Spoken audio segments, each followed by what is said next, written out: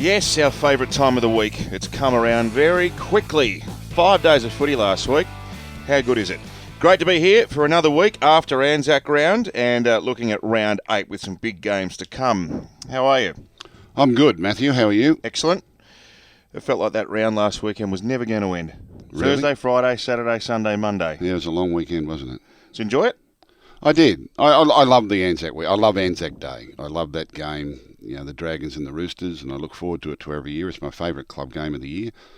And it didn't disappoint, did it? It was a cracking finish. And neither team really hit their straps, I didn't think. The Dragons defended very well, obviously. But neither side was brilliant in attack. But it was just one of those knockdown, dragging them out affairs. And you always had a feeling it would go down to the wire, and it did. And it was a good win by the Dragons. A great win. Coming up on the podcast today, we're going to go down memory lane, if you like. I'm going to talk to Gus about the great centres of the game on the back of Siosifa Talakai's performance last Thursday. How about that? You wouldn't want to be in front of him trying to tackle him. He's an absolute weapon. He was incredible. He actually came out and did half a season at Panthers. Right. Not long before I left there, but his manager, Tyron Smith, is a really good bloke and a good manager too, and he looks after these kids really well. For some reason, he'd fallen out at South Sydney. Something had happened at South Sydney. He left South Sydney, and Tyron asked if he'd come out. I'm pretty sure it was after the start of the season.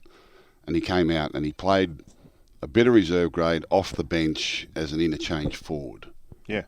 And he probably wasn't as fit as he needed to be, and he probably, he was a quiet kid. He didn't sell himself all that great, and I think from then he went to Newtown and went somewhere else, and then all of a sudden he's lobbed up at Cronulla. And I actually saw him play earlier in the year. I said, is that the same kid that I saw at Penrith, 3 or 4 years ago? Oh, it's be more than that now, be 4 or 5 years ago.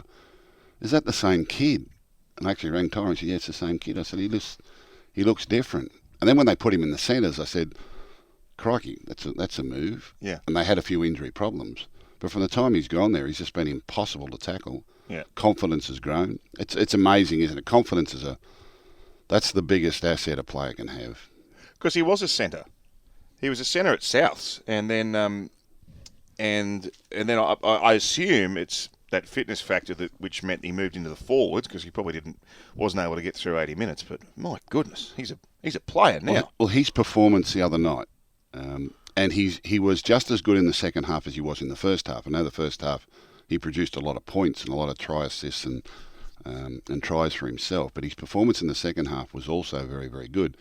It was a complete 80-minute performance to the point where it was, and I haven't seen Pappenhausen's rating after that 70-point demolition. It might be a little bit inflated, but it was one of the top 5 of all time since we've been doing player ratings with their effect on and contribution to a game.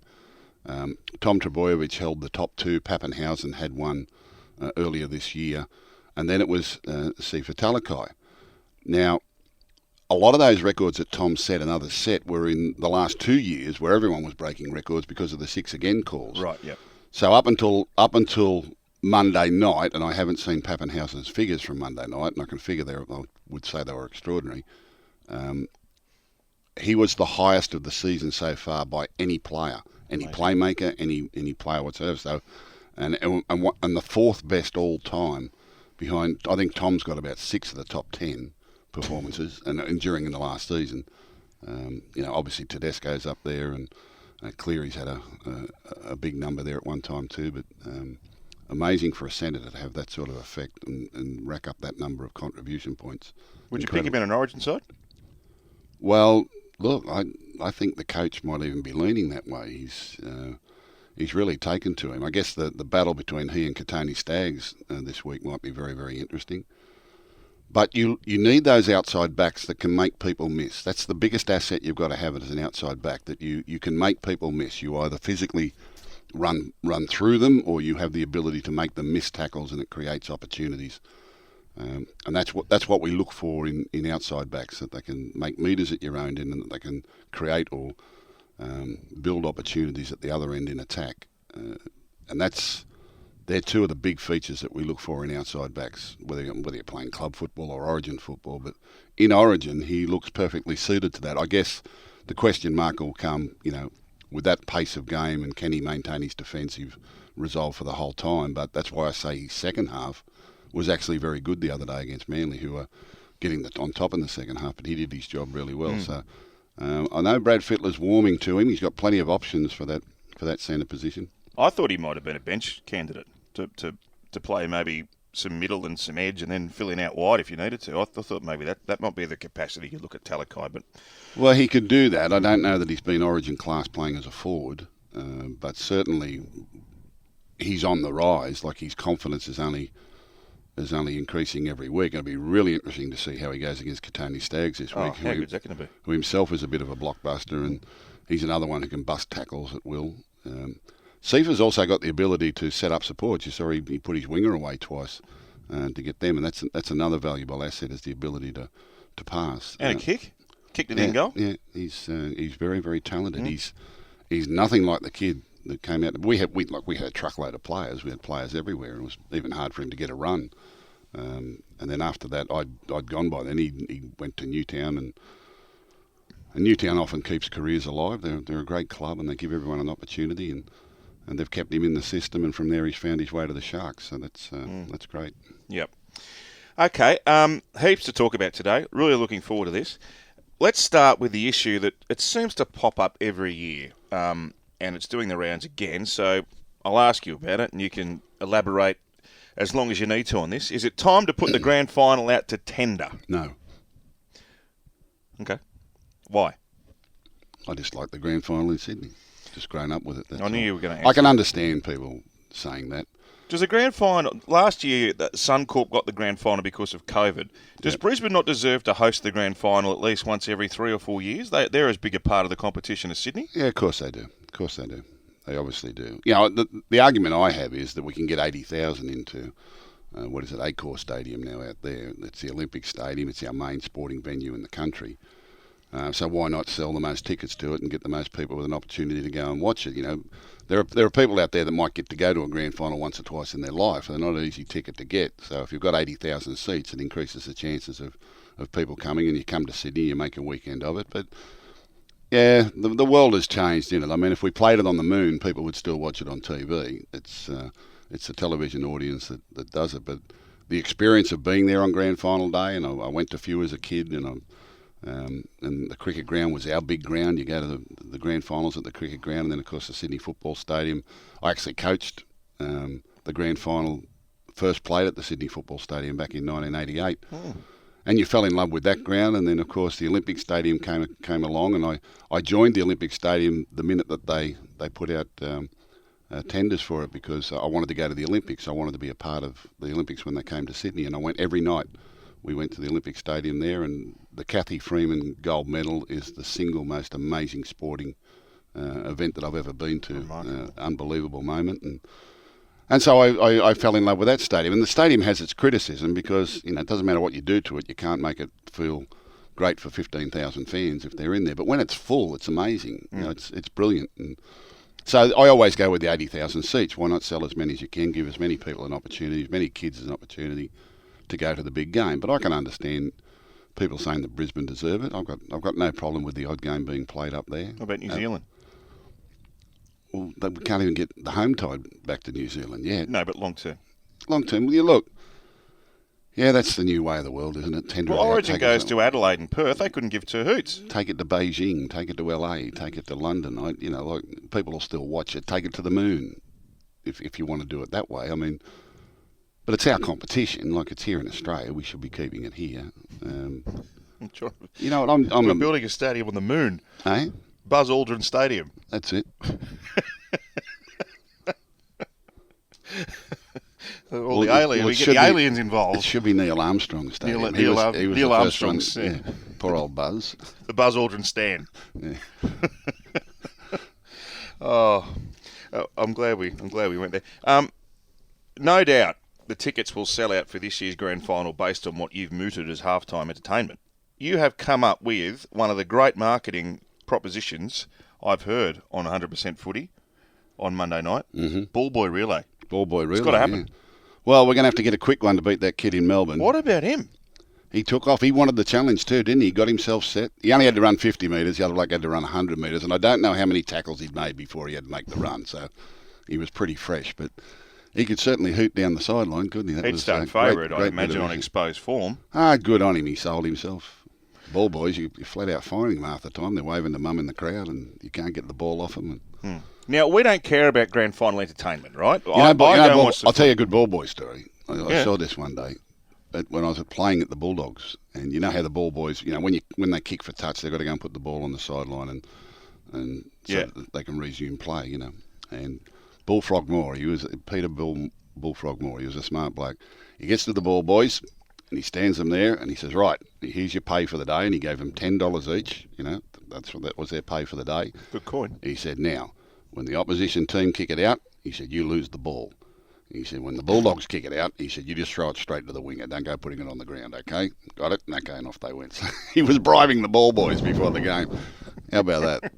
That doesn't surprise me. Yeah. So that's why they've got it. They're not allowed to throw. Are they allowed to throw it to the No, No, it stopped. It stopped. They had to put it on the ground. And I used to tell my wingers, just go down and yell at him. He'll give it to you. Just go down and yell at the kid. He'll panic and throw you the ball, because they didn't want the ball getting infield too quick until the defence was set. So I used to say, just yell at the ball boy to throw it to you. I said, he'll throw it to you. I said, he'll panic and throw it to you. Just throw it to him. Yeah. So I remember Bullfrog bribing them. He used to give them $10 each. That's good money back then. Yeah. Good money. Yeah. No wonder they did what he said. We had a ball boy that was there till he's 42. I think he bought ours.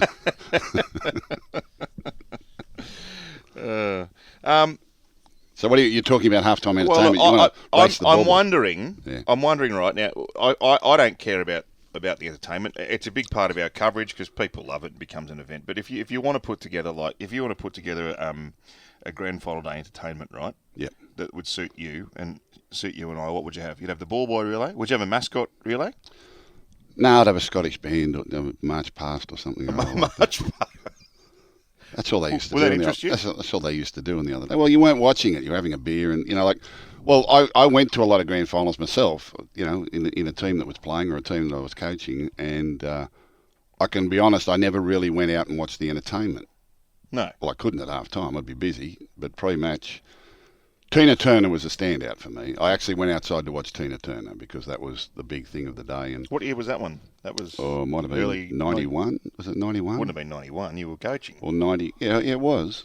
Yeah, we were playing in it, I'm pretty sure. So you went out and watched her even though you were playing? Simply the Best was in the 90-91 era, yeah. Wow.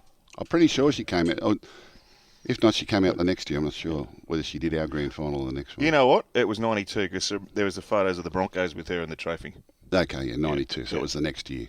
Yeah, so I must have gone to the game. But, I honestly, as a young, I never worried. Rugby League Olympics? We'd have the old Salvation Army band. We'd walk up and down and you'd have the tuba player and the drummers and all that. And then we'd have a Scottish band and they'd do their bit. And then you'd have the guys in the kilts. What are they, Scottish? They'd have the bagpipe band. They'd they'd have a bit of a march past. What a fabulous lineup. Throw up a few balloons, and then we had a parachutist, and then we had a bloke coming down. The other bloke would just have the jet pack on his back. Oh, now that's a good one. Go for a ride around. The things I really love, I used to love the fly past. If they could get the fighter planes, on Anzac Day to fly past the stadium and feel the power of those jets just buzzing over the ground. They don't do it now for some reason. Probably because people think we're going to war. I loved Jimmy Barnes recently. I thought it was great to give it to Jimmy Barnes, and some of the other ones I've never heard of them. They sing songs I don't even know the words. Well, some people seem happy with it. I don't know. Yeah. The jetpack's good. You had now where you got the days where it's at night, they can do a lot more with it. It can be visually very, very effective, and the lights these days, they just come on and off with a switch. They're straight on and straight off, and they've got all the techniques and the lasers, and they do a really good job of it. There's been some amazing ones in Origin time, but we don't really get to see all that. We're busy. We're working. Yeah. Yes. Well, the ball boy relay. I plead to the marketing department at the NRL. That has to be. I'm out recruiting a kid now. I've gone down to Little Athletics. I've got to find a ball boy who can run as fast as that mullet around the other weekend. Oh, well, no doubt our mates at Blue better be happy to open a market for us. Yeah. What's wrong with the Roosters, Gus? Oh, nothing, I don't think. What happened with them the other day? When I say what's up with the Roosters, normally the Roosters are clinical and, fluent. I think it's fair to assume they haven't been like that consistently at the start of the year. Yeah. I actually had a quick conversation with Jason Riles, and I hope this is not in confidence, but he was saying that the approaches to the season are very different between.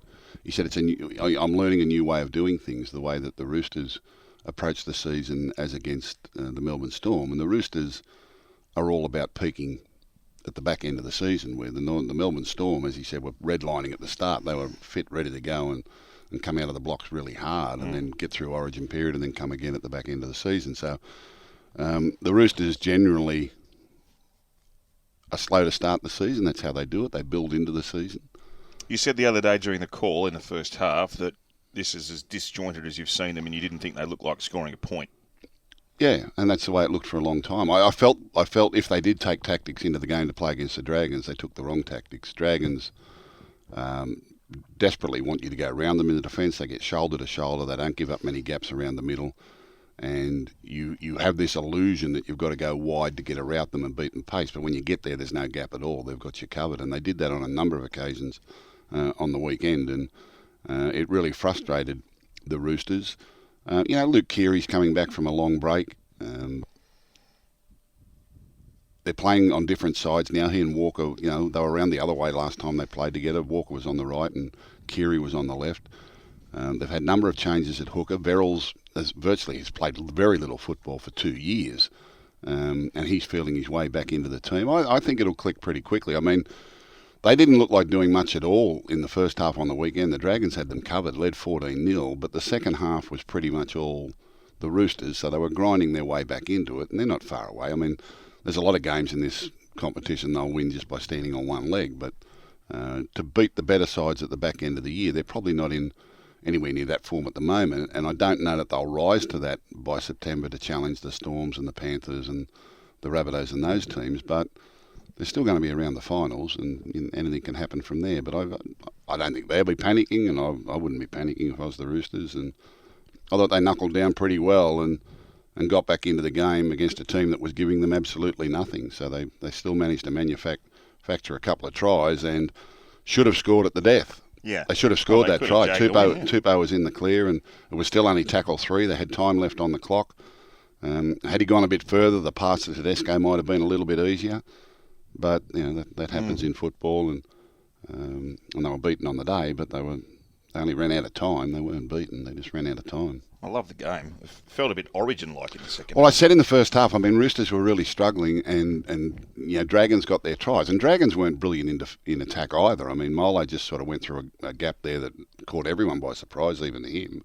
And the other one was a crossfield kick that was batted down onto the ground. So it wasn't as though the Dragons were tearing the Roosters apart. It was just that they were controlling the ball well and defending really well.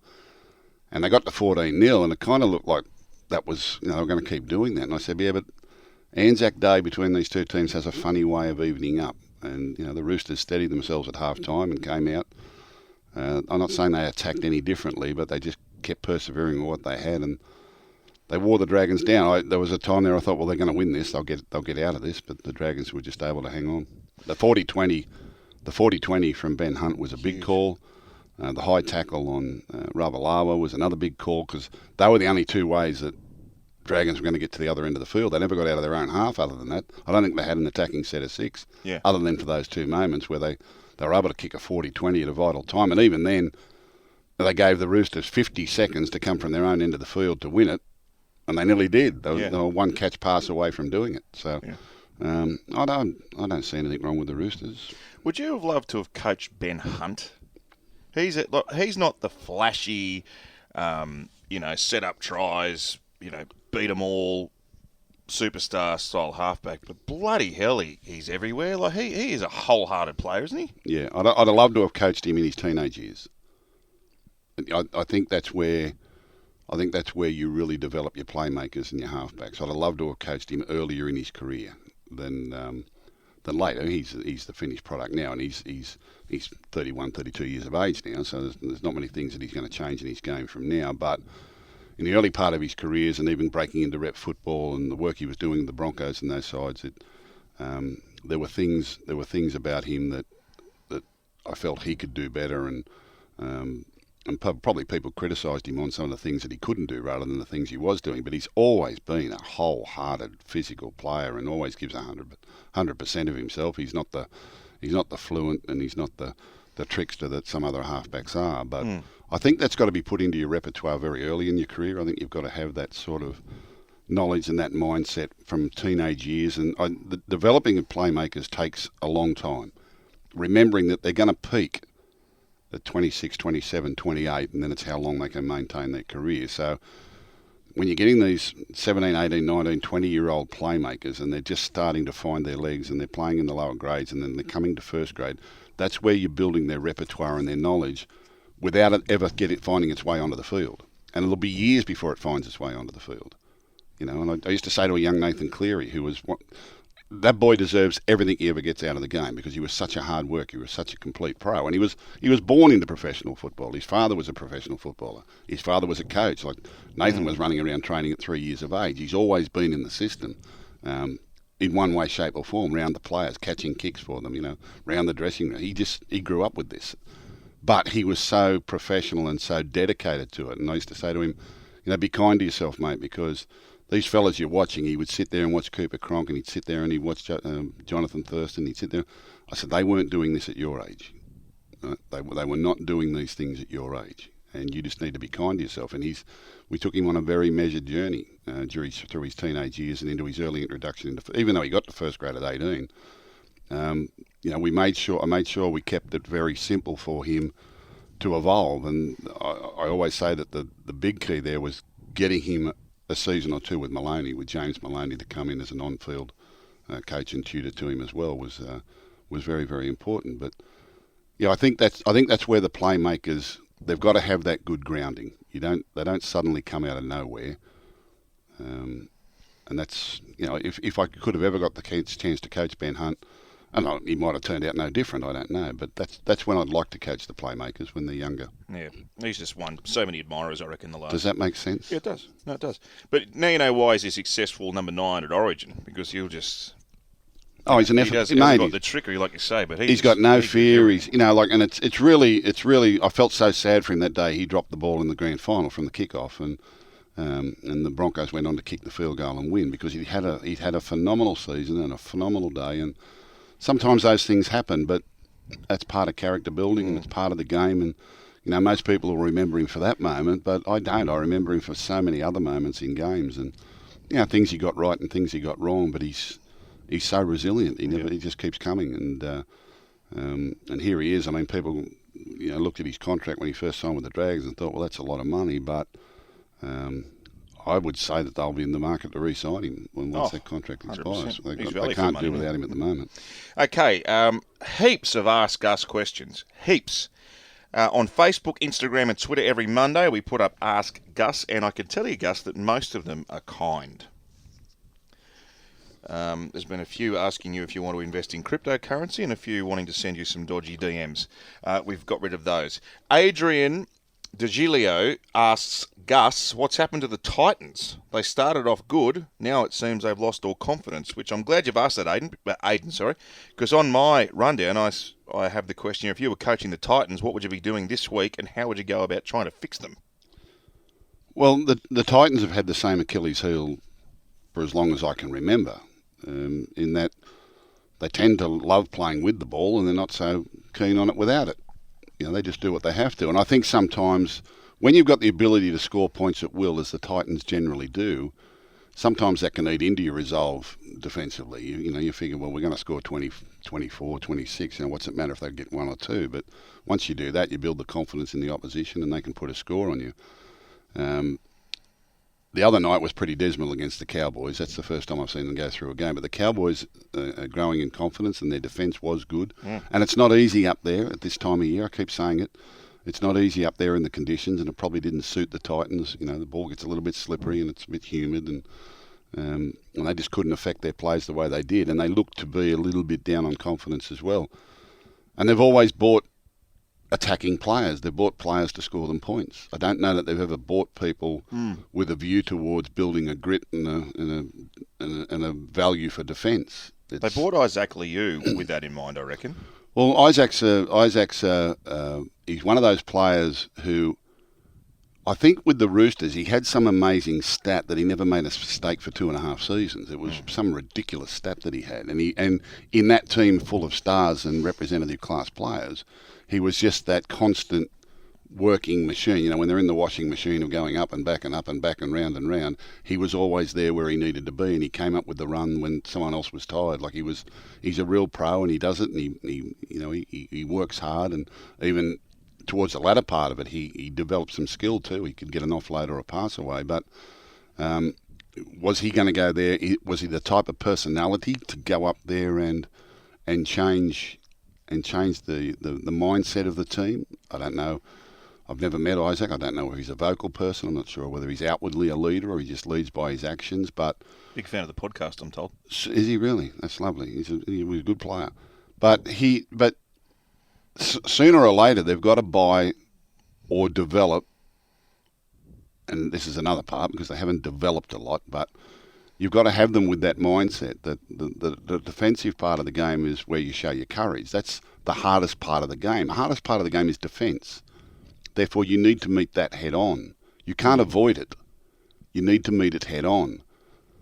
I've always had a theory that if you're in the cellar, you've got to learn to score points. That's going to gain your confidence, and if you want to win a comp, you've got to defend. You know, the best defensive teams generally win the comp. If you want to get out of the cellar, you need the ability to score points. You know, because the lower teams, once they get 12 behind against any side, they tend to lose confidence because they can't chase down the difference. If you want to win a comp, well, we've all seen the best defensive sides win the comps. And look at the final series last year. It was 2 points, 4 points, 2 points, 2 points in all the finals. You've got to be able to hold your nerve at the back end of games. And Titans are not suited to those sorts of contests. They don't excel in that area of the field, nor do they really. I'm just trying to think of some of the really, like I guess the most recent example would be a Dale Finucane at South Sydney. But who was the bloke who went to the Warriors and then he went to the Cowboys, the lock forward with about 15 broken noses and real hard man. And wherever he went, Kevin Campion. Kevin Campion. You know, that's the sort of player. Sort of bloke, a Jeremy Smith. You know, like one of them blokes. A Chris Mortimer, you know, like a player that comes in that totally demands respect for defence and toughness and resilience and getting up when you're hurt and moving when you're tired and Cameron McInnes. Talking when those sorts of blokes, that leadership bloke who is not about stepping and running and passing and scoring tries and then having a rest when the opposition's got the ball. You've actually got to have a living, breathing example of it. You know, James Tarmo was a bloke that we bought for Panthers at a crucial time in the lives of, you know, Fisher Harris and Asai Yeo and Moses Leota and Viliami Kikau. They were all young. If you could just get a bloke at the back end of his career who really valued that, and the West Tigers, he's doing it for them now, even years later. You need sometimes, and that's what the whole Maloney thing was about at the Panthers, was to have an on-field example of game control and game management and not panicking and not worrying if you get behind on the scoreboard and how you grind your way back into the game. And he was so valuable for them young boys out there that are now doing it for themselves.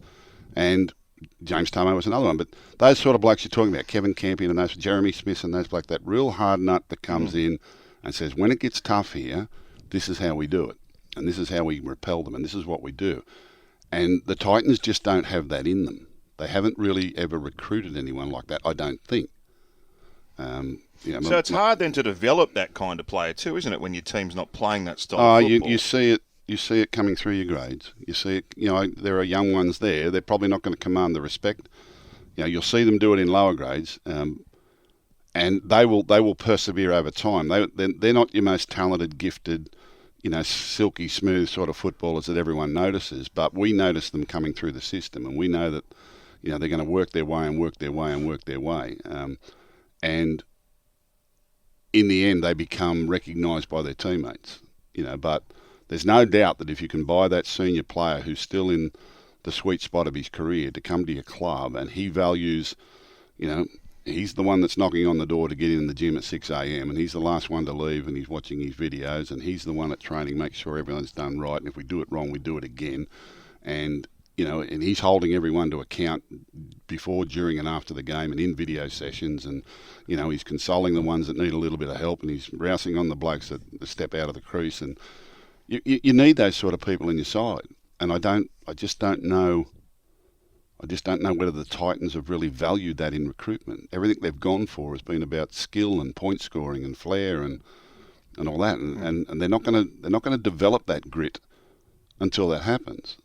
So that's my little take. I love that insight. That's my little take on it. Anyway. I think it's great. Look, that's a great insight into what's a key element of building successful teams. I know. Like the premiership team that I won a premiership with at Panthers in 1991, and we played against one of the great club sides of all time in the Canberra Raiders 1990 and 91, and we beat them one year and should have beaten them both years. But Chris Mortimer played in the grand final in 1990. He didn't play there in 91. But when we won it in 91, Chris Mortimer and Peter Kelly were a big part of what had happened there, because they'd gone to the club in sort of 88 and been with those young blokes. You're talking Gyers and Cartwrights and those sort of fellas. And we brought another fella called Paul Dunn in that year who had experience. He'd won premierships at Canterbury.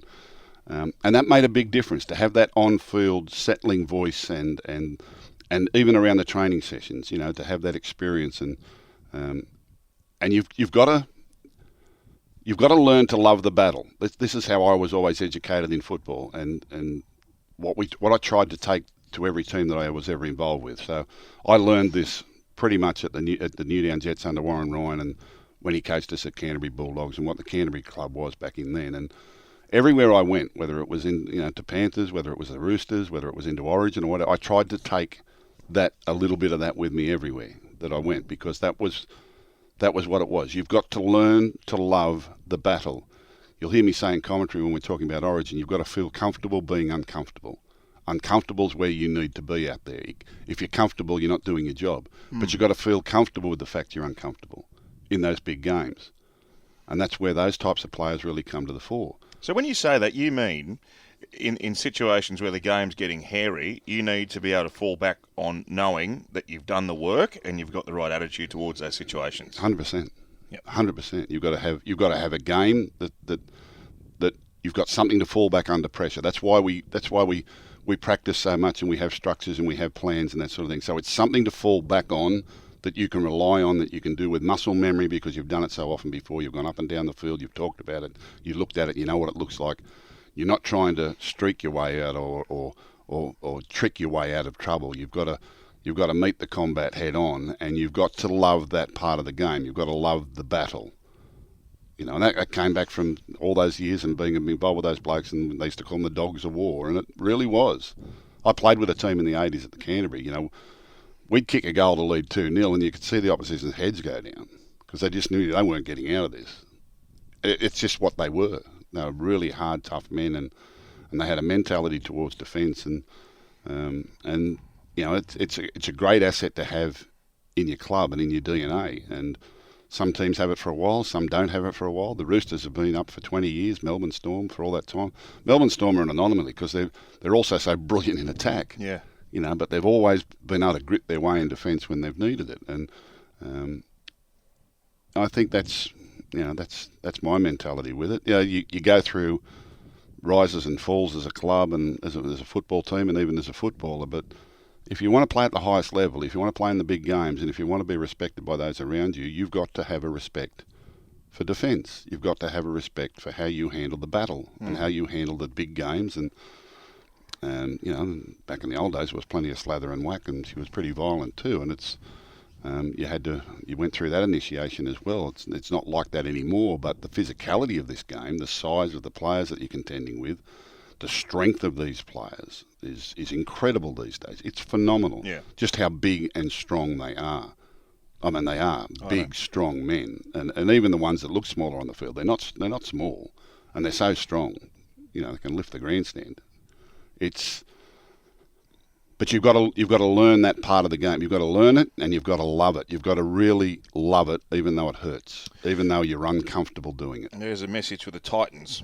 Great question, Aidan DeGilio. Ask Gus. Hashtag Ask Gus. I've got your trivia question coming up shortly. It's an audio question, and I think you're going to get it this week, and it's about rugby league, okay? I've gone back to the primary topic. Still on the subject of Queensland teams, and also on a similar vein to what you've just talked about. Jared Blake says the Cowboys, That's the answer down there. The Cowboys have drastically improved this season, especially in defence. What's impressed you the most about them? Like they've got the spinnaker up. Man, they're flying. Like if you were looking at the form teams in the comp now, you'd say that they're finals bound. Yeah, absolutely. Yeah, and we sort of predicted that at the start of the year that they'd have an improved year. Again, in what we just talked about, the easiest place to defend is at the other end of the field.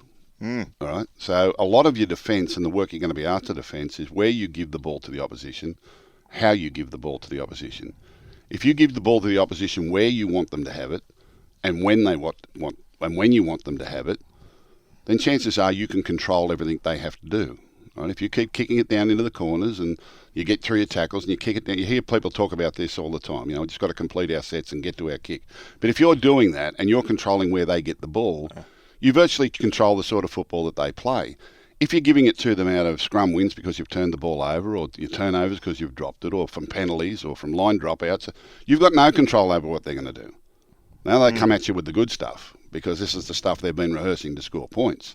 So what you need to be doing is giving it to them where you want them to have it, when you want them to have it, and you're defending against less. They're not going to be able to throw that good stuff at you. What they've got to do is get out of trouble and kick it to your end of the field. And if you've got the resolve to keep doing that, and it's called breaking their will, breaking the cycle. You get into a cycle of we'll kick five, we'll go five and kick, you go five and kick, and someone will break that cycle. Someone will miss a tackle, someone will give away a penalty, someone will drop a ball, and that's called breaking the cycle. And in that we call it we've broken their will. We've forced them into doing something stupid, and then now we can come at them with our good stuff. And the Cowboys have got some good stuff. They've got 4 or 5 playmakers in that squad at the moment who can all create line breaks, they can all create missed tackles, and they can all create tries. And they're able to capitalise.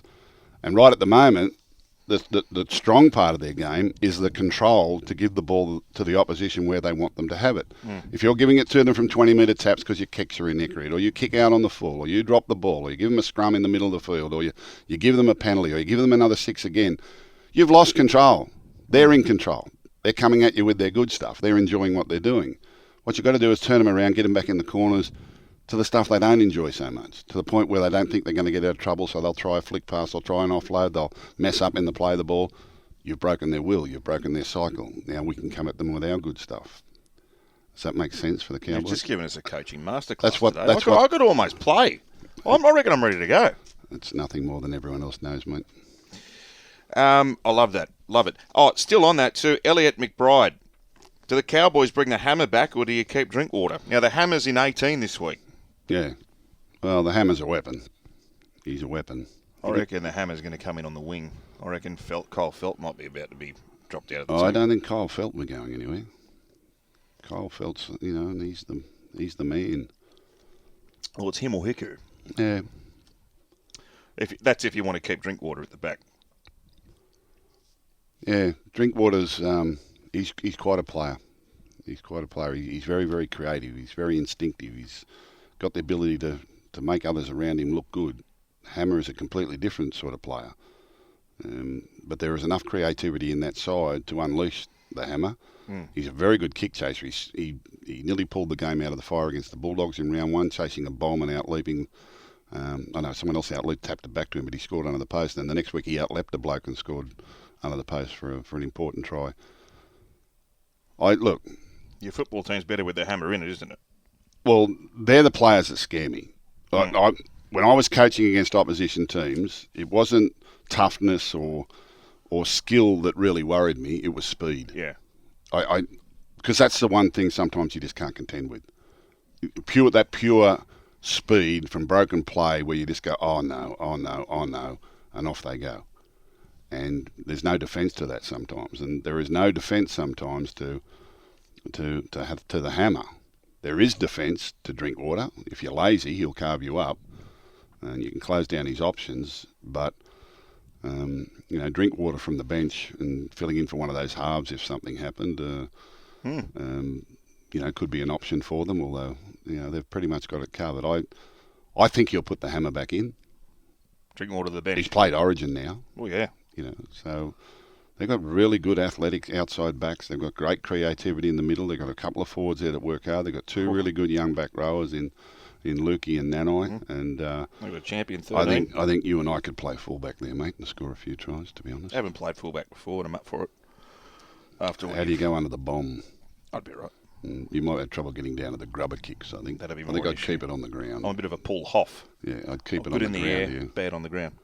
Hey, we like to talk about a few different things. This story caught my eye. Now, I don't know whether it's as popular as it once was, but you'd have been a real pool shark, I reckon. Back in the days of Newtown, Canterbury, you'd have been down the pubs and sharking people's money. Dad took me to a snooker hall a couple of times when I was young. Yeah? Yeah, he was a policeman, Dad, and he took me to a lot of things. He said, "You're going to try, so you may as well try it for me for the first time." So Yeah. he knew where to take me and what They'd to have do. been a colourful establishment back in the day, wouldn't they? The Brilliant. old pool halls. Snooker halls, yeah, brilliant. Well, Australian snooker champion Neil Robertson nailed an ultra-rare perfect break at the Crucible, which is the core stadium of snooker. Sometimes I sit at home and the snooker's on TV and I watch it. I've got a snooker table at home, but I don't play anymore. But back in the day, on the ABC on Friday nights, this was our Friday night entertainment, was Pot Black. Yep. It used to be a show from England on the snooker with the whispering Ted Lowe. Mm-hmm. And it was funny because the snooker, which is all about the coloured balls, the red, green, blue, yellow, black, pink, was shown in black and white. Yeah. See, you couldn't see the colour of the balls anyway. What did he say? You have to sink the pink one after the red one? He said he's looking to show for the pink ball. And for those that don't know, the pink is behind the blue. We're saying it's all black and white anyway. Black and white television. Yeah, he was brilliant. He had a whispering Ted Lowe. He used to whisper underneath the players as they were playing. And we had a champion, Australian champion at that time, a bloke called Eddie Charlton. Oh, yeah. Eddie Charlton won Pot Black a couple of times when I was a kid. We used to watch that on Friday nights before they bring on the legs of the double at Harold Park Trots. They used to show the legs. Can you believe the stuff they used to put on television? The ABC, you get the two legs of the daily double at Harold Park Trots. Harold Park Trots after the snooker. Races 6 and 8 would come on live, so we'd have a daily double on the trots, and we'd sit up to watch Pot Black, and that was our Friday night entertainment. It was the only night we're allowed to stay up late to watch Pot Black. A simpler but kinder time. Yeah, wonderful time. You wouldn't change it for quids. Whispering Ted Lowe, the snooker in black and white. My dear friend David Morrow reckons he called a bit of snooker with Ted Lowe. I reckon that would be quite an experience. But anyway, so 147 break for Neil Robertson. Only the 12th time the feat has been achieved at the Crucible, and the 5th time he's done it in his career, which isn't bad going. So do you know how you would do that? What's a 147 break? Well, there are 15 reds, right? You've got to sink a red before you sink a colour, right? And you've got yellow, green, brown. So they're worth 2, 3, 4. Yeah. Right. Then you've got blue, which worth 5. Yeah. You've got pink, which worth 6. Right. And the black's worth 7. Right. Right. So you've got to sink a red one, then a colour ball, then a red one, then a colour ball till all the reds are gone, and then you've got to sink the coloured balls in order of yellow, green, brown, blue, pink, black in that order. Right. That's how the game is played.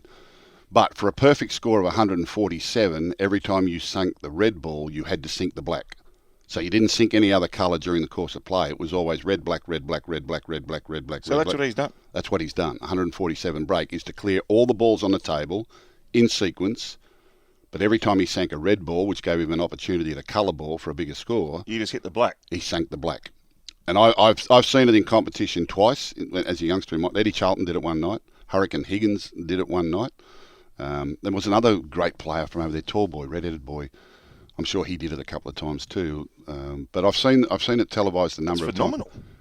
Yeah, no, very, very rare treat. And he sinks. He gets maximum points. He sinks the black, which is worth 7 points. That's the maximum points. He sinks it after he sinks every red ball. So he doesn't have to sink the other colours. He can just go straight to the black. Yeah, as long as you sink a red ball. You can't sink a coloured ball until you've sunk a red ball.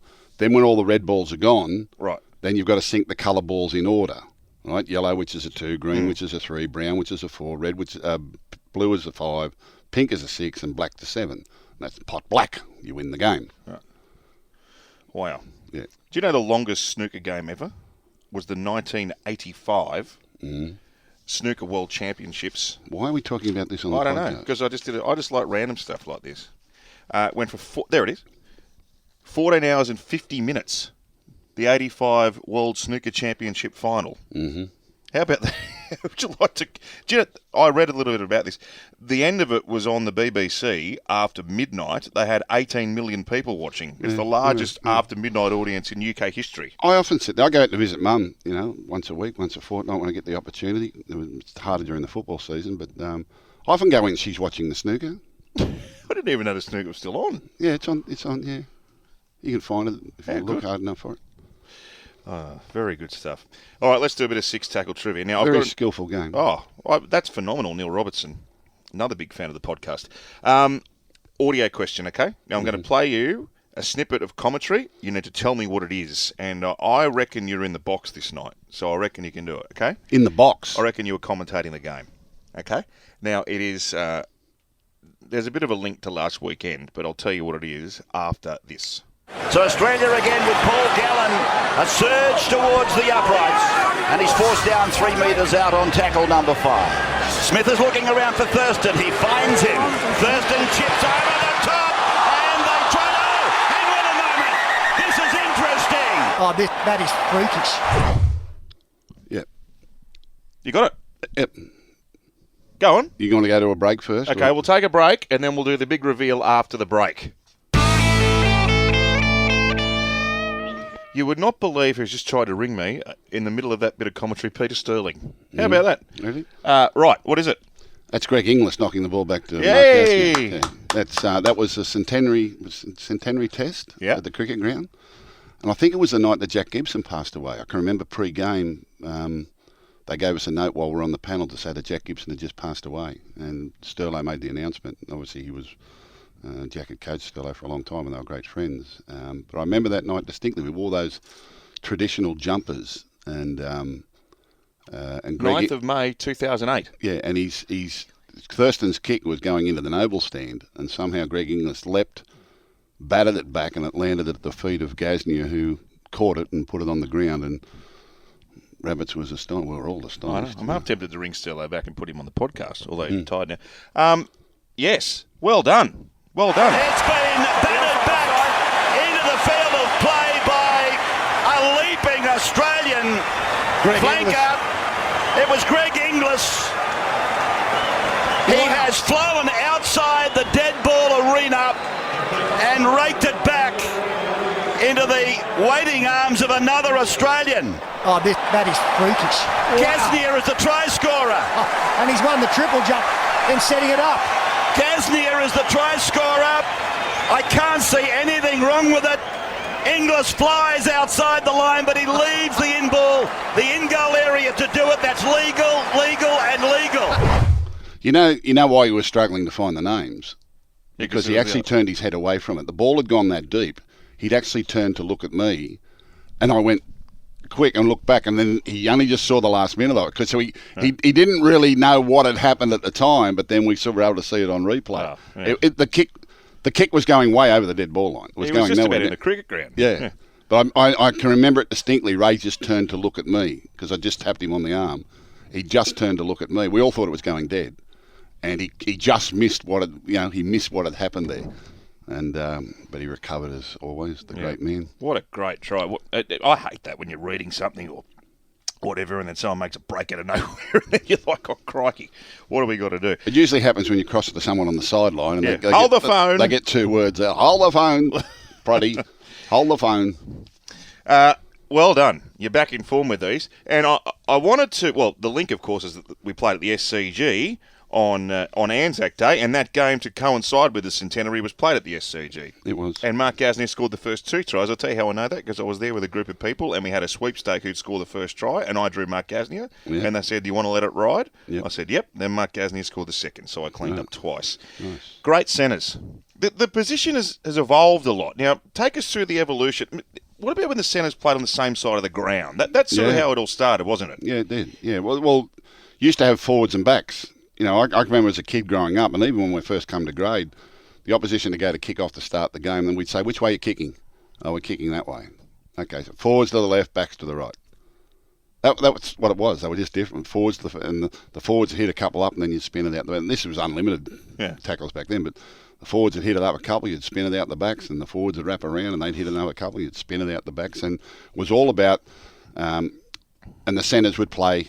Some would be inside centre and outside centre, but they would play together, and usually whatever side of the field they were doing. And remember the old saying, fullback chiming into the back line? Yeah. So sometimes the fullback would come in between the centres or he'd come in outside the centres, and there were great centre combinations. We talked about the great centre combinations in history, the great centres that played together. And Dragons combination. yeah, there were plenty of them over the years, and test combinations. And I still hear people say today, they're a great centre combination. Well, they don't see each other. They only see each other on the way in and out of the office at work. They never actually pass the ball to it. They don't see each other on either side of the field. Who are the combos, Gus? Who are the great combos? Like Bob Fulton he played centre for Australia a lot. Yeah, but Bob played a bit of 5'8", and Yeah. Bob played everywhere. He was all over the field. Didn't matter where he was. I think they talked about E.T. and Mark McGaw, great centre combination. Ray Price and Mick Cronin and Steve Rogers were seen as a great centre combination. I'll go back, I could find them all. But it sort of ended, and it's a really long explanation as to why the centres stopped playing together. It came about with defensive techniques, and it was really Warren Ryan that changed the game. There's never been a more influential coach on the way the game is played than Warren Ryan. Jack Gibson's regarded as the greatest coach of all time. He was a people manager, and he was an innovator, and he did different things. But Cronin and Steve Ella as a club combination was a great combination, a very dangerous combination. Andrew Farrer and Tony Curry was one of our better ones at the. Andrew Farrer and Chris Mortimer were a great centre combination that I played with. There were plenty of them over the years. People will remember them more than probably I can at the moment. But it all changed with Warren Ryan, because Warren Ryan was a real strategist, and in the way defences were done in the old days, the idea of attacking football was to get your athletes against their tired forwards, was pretty much the way. So we used to find lazy forwards sleeping on the blind side, and usually the opposition had their lazy forwards there too, and Warren had this points on the field where you could go to where you could actually expose where their lazy players might be, and he would wheel his athletes around to attack against them. And in defence, he made sure his team never ever got in that position where big, slower forwards or lazy forwards or tired forwards were marking space that they couldn't defend against defenders that they couldn't chase. So we had an adjustable defensive line. And our defensive line, at times, when it got to the middle of the field, everyone was playing left and right. I believe he was probably the first one to do it. And what happened was through the 80s, those Canterbury sides, and they became very hard to score against, because we were never vulnerable by having their athletes attacking our slower or tired players back in the day. And opposition coaches couldn't work out how we got to that, or what we had adjustable parts in our defensive line. At certain points on the field, the centre would go back to the short side, or then the 5'8" would go back to the short side, and then the lock forward would get to the edge. And in each defensive system, he had a lock forward in cover defence, like old Johnny Raper used to do. So revolutionised the whole game. Warren Ryan, there's never been a coach in history that's had more effect on how the game is played. And the embryo of everything you see today dates back to that time. It's obviously been approved and updated, and the athletes have got better, but the systems that we see today are born out of that time where he dominated the game through defence, and where other coaches then couldn't really work out where and when we made these changes, therefore we'll just put them there. So what they learned to do was find defensive positions, which was everyone played left and right, everyone played in their corridor. Then they taught them to attack from those positions, right? So where it started was you had forwards and backs, and everyone just filled in wherever they had. You didn't play left and right. You just filled in where you could. You'd have a lock forward that stood behind the line that would mop everything up, and that was your great Ronnie Coote, or your great Johnny Raper, or your great Graham O'Grady, or when he got to the Bulldog years, it was a Steve Mortimer. You always come up with those great covering tackles because he used to sit in behind the line. I actually played Andrew Johns behind the line in an Origin game in 2003 against Darren Lockyer, against that great Queensland side. Really? Yeah, it was. We did it for 2 games, and we beat them in both games. And Andrew Johns actually defended behind the line. He didn't defend in the line. Wow. That's it's a little secret. Anyway, so other coaches couldn't really work out what he was doing and when he was doing it, so they just decided they'd put their two centres either side of the field, and then your halves went either side of the field, and that was the embryo stage of where the game developed after that. That wasn't what Ryan's doing, but coaches then taught their players to play left and right, which is not one of the things I like about the game, and it sort of got everyone playing in corridors, and now we have specialist left and right side players. Even our back rowers were left and right, so your defensive positions, everyone talks about 5'8" halfback. It's not like that when you're talking within your clubs. You're not talking about halves and 5'8s and lock forwards, and you're talking about your middle four, your edge four, left four, your right four, your middle four, your edge players, your tight players, and all these sorts of things. They don't talk about positions anymore. No one's called a front rower or a back rower or a half or a 5'8". It's just where you defend in the line. Yep. 3 men, 4 men, 2 men, middle men. Gee, you're on fire today. Great stuff. I was going to go through some of the centres, but I don't think I need to now. Although I wrote down a couple of my favourites. I mean, obviously Greg Inglis, and I know the affection you hold Mark Gasnier in. I think there was a time in his career, and I said it at the time. There was a time in his career, Mark Gasnier, where he was the best centre I'd ever seen. Wow. Now, I was very, very, very, very young when I saw Gasnier, and he was rated the best of his time. And I've seen many, many great centres since, your Fultons and all that sort of I saw him. But there was a time in his career where I said, he is the perfect prototype of the type of centre that you want. He was that centre that could make them miss, he could outspeed them, he had skill, he had ability to play left on right side of the field. He was a very good defender. There was a period in his career, might have been 18 months, where he was at his peak, where I said he is the best centre I have ever seen. And even to this day. Now, it's differently. It's different, I know, and I don't like to compare eras, but he was a bloke, I kept trying to get him in the Origin side, but the selectors wouldn't agree with me. He got there eventually. He certainly did. I had Steve Renouf written down here in front of me too. Did you? I loved him. Yeah, but he was a left-sided player. Steve played on the left side of the field exclusively. Had that beautiful right arm fend. He get that ball under his arm, and he played outside. He played outside Langer and Kevin Wallers, and he and Kevin Wallers developed a terrific combination there. They used to call it an outball. He used to throw it to the outside of the opposition centre, and Renouf had glided. But Renouf became a great defender. When he was younger, we used to target him because he was a bit shy in defence. But you talk about the need to feel comfortable being uncomfortable, and the need to love the battle. Steve Renouf ended up one of the best centres, defensive centres that played the game with all the tries that he scored. But after a couple of years of targeting, we had to go the other way. We weren't going through Steve Renouf. he was too good for us. So that's a player that acclimatised to the needs of the game. And sometimes when they come in as they're young, they don't know it all. People tend to write them off. But if they've got that resilience, the kid, and they've got the desire, which Steve Renouf obviously did, he taught himself to be an outstanding defender, an outstanding one-on-one tackler, and really good defender. And we had a little bit of joy early, but he didn't give it for long. We had to go the other way. He played in the grand final with the broken jaw, didn't he? Remember that one he played with the headgear and he had the big bandage on? Yeah, tough boy. Very, very, very, very good player. Who's the best centre now? The best centre now? Joey Manu?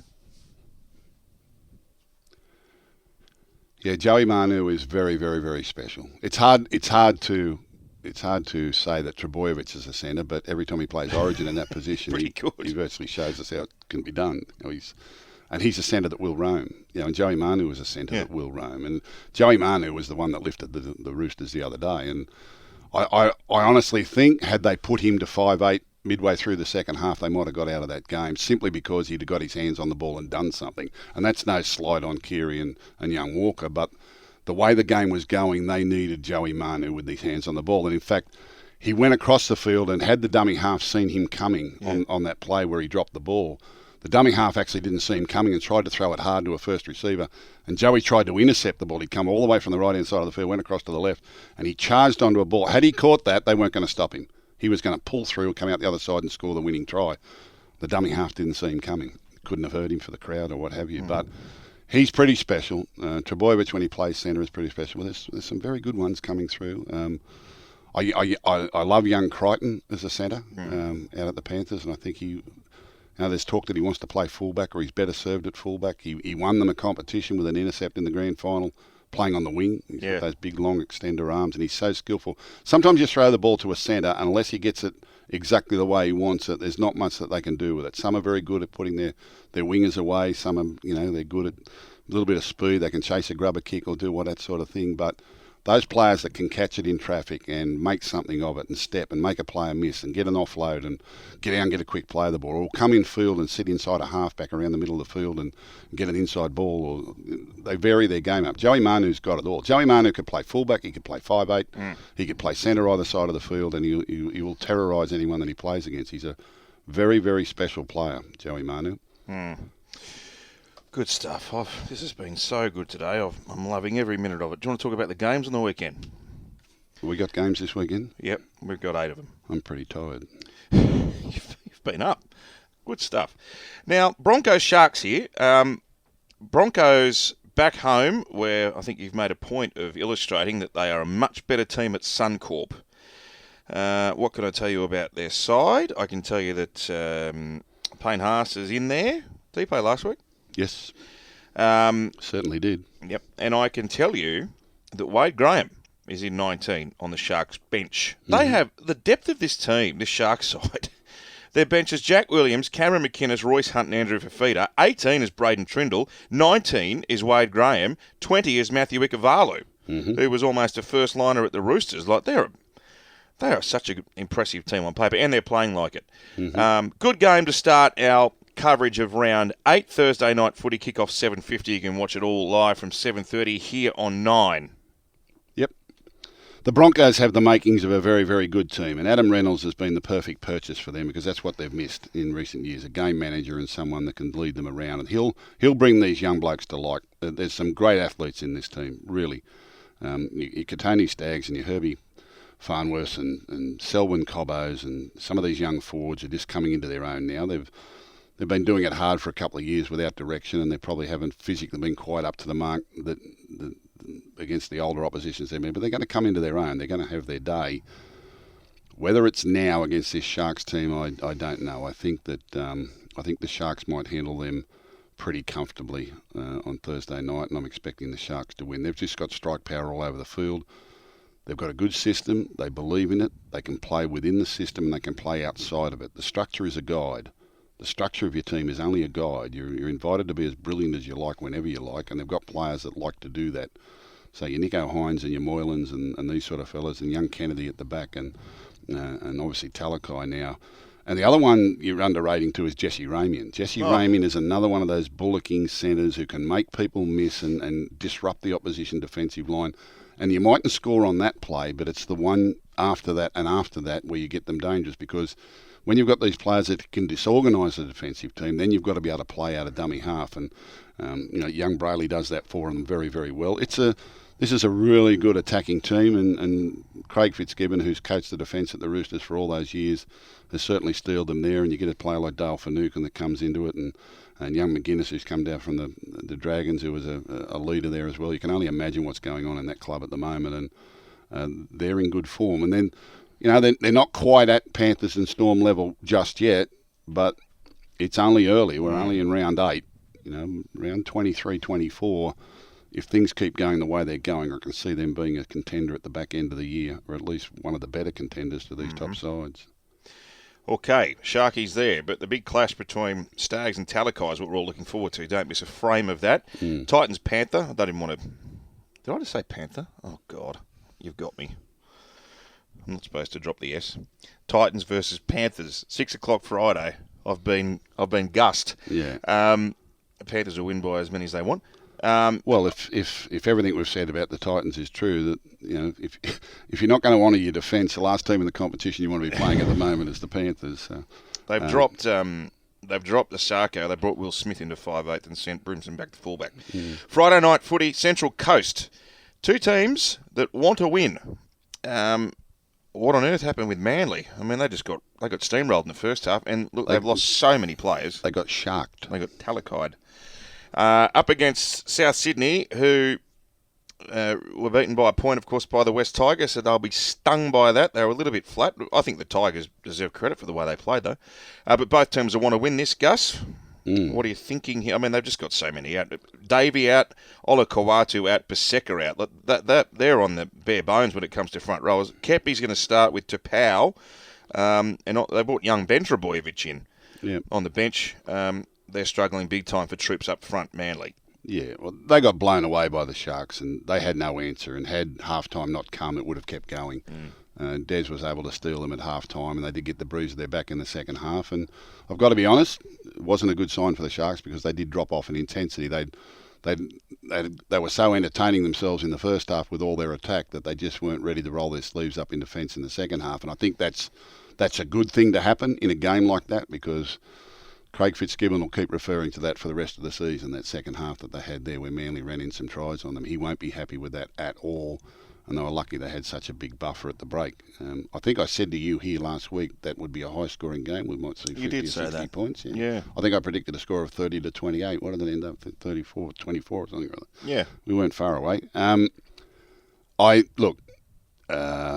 Without stating the obvious, I think they need Tom back pretty quickly, both for their attack and their defence and their organisation. As you say, they've got plenty of injuries. They've made a change in the centres tonight. I felt a little bit sorry for that young man. They're sort of blaming him for what Talakai did, but he didn't get a lot of assistance from the inside and the outside. And that kid was pretty hard to handle the other night. So South Sydney, look, they didn't lay down to the Tigers, but they weren't at their best. They weren't at their best at all. I think that Manly will have a bounce-back factor, but I would expect South Sydney to be too good. All right. 3 o'clock Saturday game. This is one of the fascinating matchups of the weekend. How do the Warriors bounce back from a 70-10 flogging? What about Nathan Brown? Got beat 70-10 against Melbourne as a player, been beaten 70-10 against Melbourne as a coach. Now, you must hate that joint down there, albeit different grounds, of course. It's not good on your resume, is No. it? Now, they've lost Dallin because of that sickening knock. Josh Curran's out of the team as well, and Aaron Penne suspended. Ricky Stewart made the point, and I thought it was valid, that for 55 minutes of that game against Penrith, that's the best Canberra have played all year, but they just got blown away at the end. They need to win, and badly. Well, they were methodically dismantled by a team that's in. They're doing everything perfectly at the moment, the Panthers. And the first half was really competitive. Really competitive. Panthers led 12-6 at the break. There wasn't much in it. Panthers don't get enough credit for their defence, which also intimidates sides too, because they've got such strike power and attack, but defensively they intimidate you a little bit too. They're in your face the whole time. They're really rushing up. They're young. They're fit. They keep coming, and you can't get any players on. It's hard to score against them. So then when you get 6, 12, 18 behind, you kind of know we're not going to run this down. We're not going to score these points, and that's when you lose contact with the game and they run away from you. And that's what happened with the Raiders last week. The Raiders were actually pretty much up for it, but it ended up 36-6, which I didn't think was a fair indication of the contest. No. But that's what happens against a good side.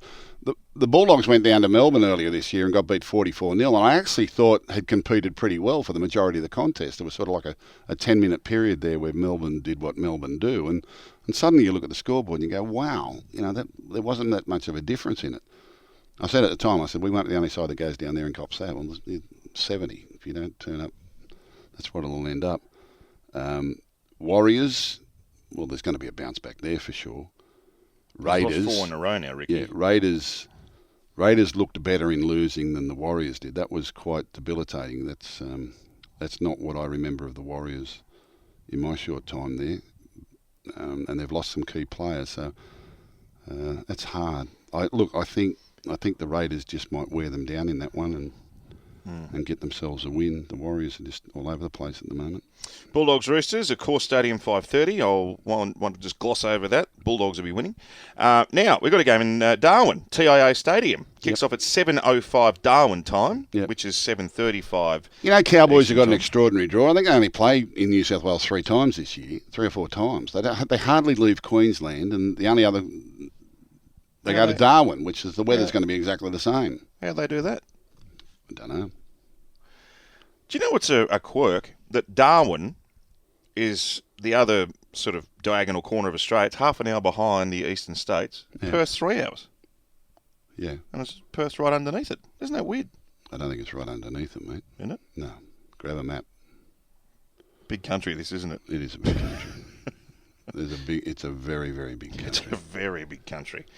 When you get in a plane and you actually fly and you look down, we inhabit such a small percentage of this country. I know. We've got plenty of room. I know. We've got a mile of room down here. Do you want to go and start a rugby league city in the middle of the country somewhere? Just talk footy all day. No. So the Cowboys are as strong as they can get with the Hammer and also Tenor Brown on the extended bench, and Para pretty much the same team as last week. They've got Dylan Brown in the centres with Jake Arthur at 5'8". They're obviously struggling for a little bit of depth out wide there. Good game, this. Yeah, it is. And look, the games that have been played in Darwin over the years with Parramatta up there, there's usually a lot of errors in the game. Again, humid conditions and the travel and all that sort of thing. So I don't think that will be as taxing for the Cowboys. And Parramatta have been up there a few times, and a number of these players would have been up there.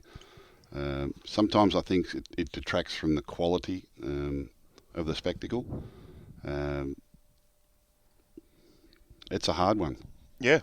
It's really a hard one. Cowboys aren't going to beat themselves. Parramatta are going to have to beat them. I'll go with the Eel. Mm-hmm. Para to win there in a tight game. I'm sure Bluebet is the place to go if you're interested in having a little flutter on the Cowboys as outsiders. Newcastle versus Melbourne up there. The Knights struggling for troops. Do we need to go through this one? No, well, Newcastle need to stand up for themselves. They didn't stand up for themselves last week, did they? It was pretty dismal. After the previous week, I thought they were terrific down against the Dragons.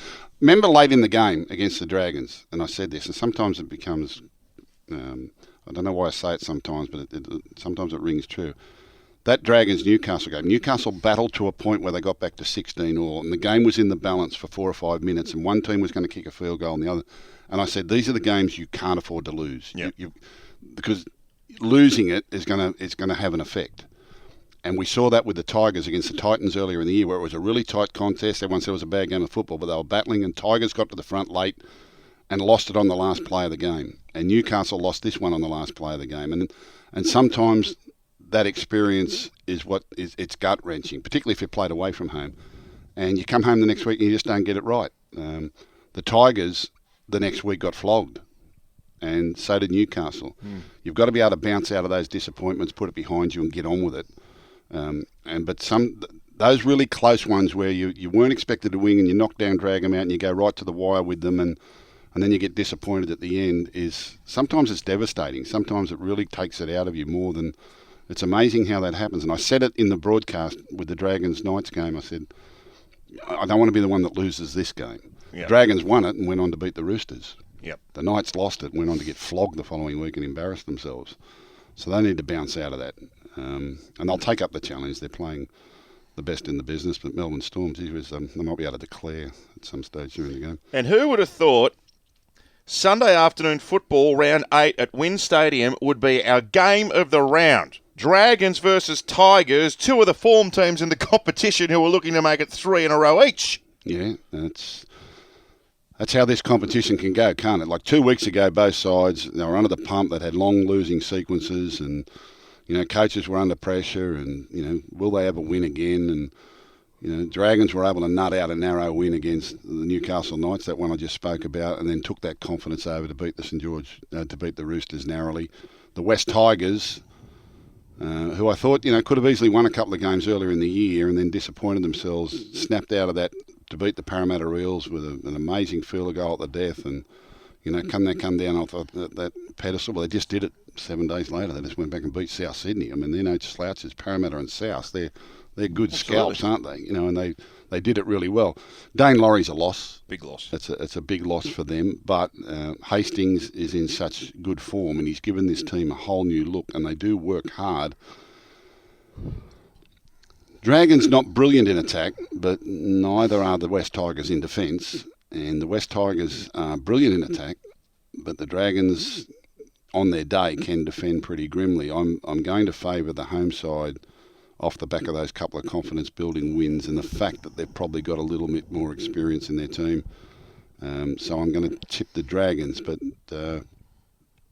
West Tigers are dangerous. Yep. They are dangerous. Tigers got a stack of players out too at the moment. It's worth. They've got more to come back. So I'm tipping Shark, Panther, Rabbit, Raider, Bulldog, eel, storm, dragon. Very good. We've We've talked been- forever. It's been great. We've been pretty much on the ball all year, haven't we? Yep, we're going well. There was an Ask Gus here about your time living with Darryl Broman, but I might save that until we've got some time for next week. Ah, The big man. the great big man. Thanks, mate. That was the most enjoyable 15 months. He moved in for a day and stayed for 15 months. Was it 15 months? Yeah. All right, that's a teaser for next week. Gus's stories with the big man. Thanks for listening to Six Tackles with Gus. A bumper episode this week. We look forward to your company next week, and I'll see you at the footy over the weekend.